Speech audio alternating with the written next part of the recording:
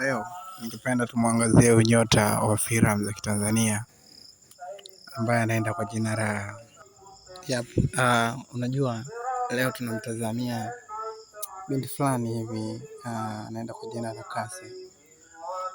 Unajua watu wengi walikuwa hawajamuelewa sana, na ndio maana ilikuwa inawapa shida sana kwenye kumdadavua, na ndio maana watu wengi walipokuja kumuelewa kwamba na maana kumbe huyu msanii ni superstar, watu walishindwa kuelewa kwamba superstar inakuwaje, imekaaje, lakini ukweli ulikuwa uko hapo. Kiukweli huyu binti ni superstar ambaye sio kawaida. Kitu ambacho nataka nikwambie ni kwamba star kama huyu, star wa kike kama huyu, huwa ni mtu mkubwa sana. Pale ambapo mtu anapoamua kufanya kazi kwa ubora, kazi kwa nguvu, basi anakuwa ni star mkubwa sana.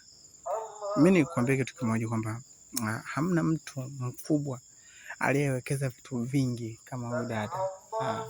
Huyu dada amewekeza vitu vingi sana kwenye sanaa, na ndio maana kadri unavyomuona anaweka vitu, ina maana unavyomuona na player kwenye scene zake, anafanya vitu vikubwa sana, kitu ambacho hakuna mtu ambaye angeweza kujua kama huyu binti amewekeza vitu vingi sana. Unajua kwa nini? Kwa sababu ni Msukuma. Unajua iko hivi, Muha na Msukuma wanapokuwa wapo wanafanya kazi, huwa wanafanya vitu vikubwa sana mpaka watu wengine wa kawaida wanashangaa. Ni kwa sababu gani?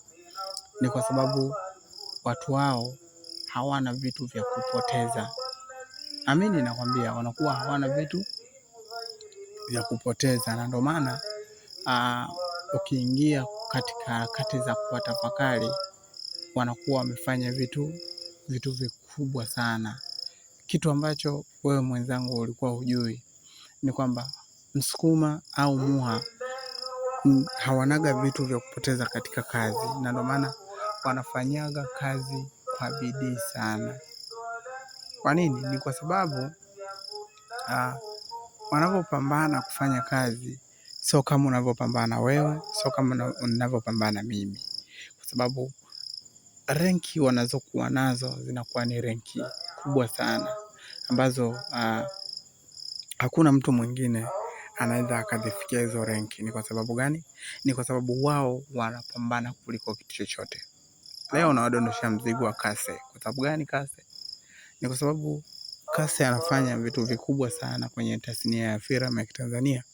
Lakini pia sio Cassie tu, nimemuona Manyanya pia wanafanya vitu vikubwa sana kwenye dunia, kwa sababu dunia inaenda vibe sana, dunia inakimbia sana.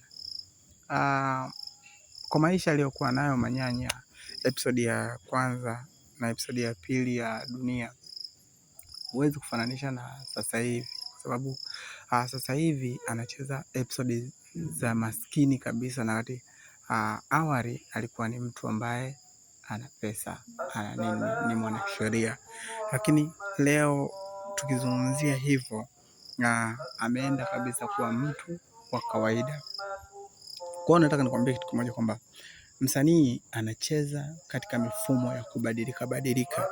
Ndio maana leo amecheza hivi, kesho atacheza vile, kesho atacheza vile. Kwa sababu gani? Wanacheza katika mifumo ya kubadilika.